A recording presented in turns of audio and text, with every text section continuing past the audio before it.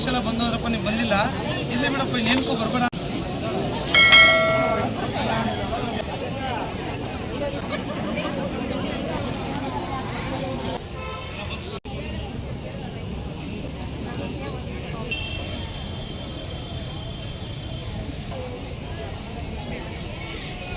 ಅವರ ಬೇಡಿಕೆಗಳು ಒಂದು C&R ಬಗ್ಗೆ ಇರ್ಬೋದು, ಪ್ರಮೋಷನ್ ಬಗ್ಗೆ ಇರ್ಬೋದು, ಸ್ಪೋರ್ಟ್ಸ್ ಬಗ್ಗೆ ಇರ್ಬೋದು, ಹೆಲ್ತ್ ಸ್ಕೀಮ್ ಬಗ್ಗೆ ಇರ್ಬೋದು, KJD ಬಗ್ಗೆ ಇರ್ಬೋದು, 7th ಪೇ ಕಮಿಷನ್, ಈ 6 ಡಿಮ್ಯಾಂಡ್ಸ್ಗಳಿದೆ.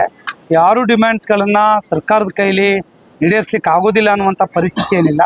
ತುಂಬ ಸರಳವಾಗಿ ಸುಲಭವಾಗಿರುವಂಥ ಬೇಡಿಕೆಗಳು. ಈ ನ್ಯಾಯಯುತ ಬೇಡಿಕೆಗಳು ಈಡೇರಬೇಕು ಅನ್ನುವಂಥ ವಿಚಾರದಲ್ಲಿ ನಾವು ಕೂಡ ಇಲ್ಲಿ ಬಂದಿದ್ದೇವೆ. ಇವರಿಗೆ ಬೆಂಬಲವನ್ನು ಕೊಟ್ಟಿದ್ದೇವೆ. ರಾಜ್ಯದ ಸರ್ಕಾರಿ ನೌಕರರ ಸಂಘ ಮಹಾನಗರ ಪಾಲಿಕೆ ಜೊತೆ ಕೈ ಜೋಡಿಸುತ್ತೆ. ಜೆನ್ಯೂನ್ ಆಗಿರುವಂಥ ಬೇಡಿಕೆಗಳು, ಆ ಕಾರಣಕ್ಕಾಗಿ ಅವ್ರಿಗೆ ಬೆಂಬಲವನ್ನು ವ್ಯಕ್ತಪಡಿಸಿದ್ದೇವೆ. ಎಲ್ಲರೂ ಕೂಡ ತುಂಬ ಹುಮ್ಮಸ್ಸಿನಿಂದ ಹೋರಾಟದಲ್ಲಿ ಭಾಗವಹಿಸಿದ್ದಾರೆ. ರಾಜ್ಯ ಮಟ್ಟದಲ್ಲೂ ಕೂಡ ಚರ್ಚೆಗಳು ನಡೀತಾ ಇದೆ.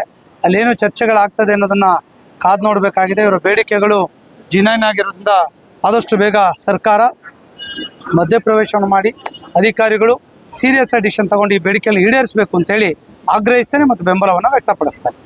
ನಮ್ಮ ನ್ಯಾಯಯುತವಾದ ಬೇಡಿಕೆಗಳನ್ನು ಏಳು ಪ್ರಮುಖವಾದ ಬೇಡಿಕೆಗಳನ್ನು ಆಗ್ರಹಿಸಿ ಈ ದಿನ ಮುಷ್ಕರವನ್ನು ಹಮ್ಮಿಕೊಂಡಿದ್ದೀವಿ.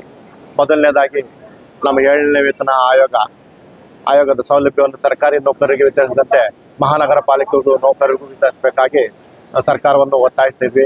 ಎರಡನೇದಾಗಿ KJD ಮತ್ತು GPF ಆ ಸೌಲಭ್ಯ ಸರ್ಕಾರಿ ನೌಕರರಿಗೆ ನೀಡುತ್ತಿರುವಂತೆ ನಮಗೂ ಮಹಾನಗರ ಪಾಲಿಕೆ ನೌಕರಿಗೂ ವಿಸ್ತರಣೆ ಮಾಡಬೇಕಾಗಿ ಕೇಳ್ಕೊಳ್ತಿದ್ವಿ. ನೌಕರರ ಪ್ರತಿ ವರ್ಷ ಕ್ರೀಡಾಕೂಟ ಆಯೋಜನೆ ಆ ಒಂದು ಬೇಡಿಕೆಯನ್ನು ಕೊಡಬೇಕಾಗಿ ಕೊಡ್ತಾ ಈ ದಿನದಿಂದ ಮುಷ್ಕರವನ್ನು ಹಮ್ಮಿಕೊಂಡಿದ್ವಿ.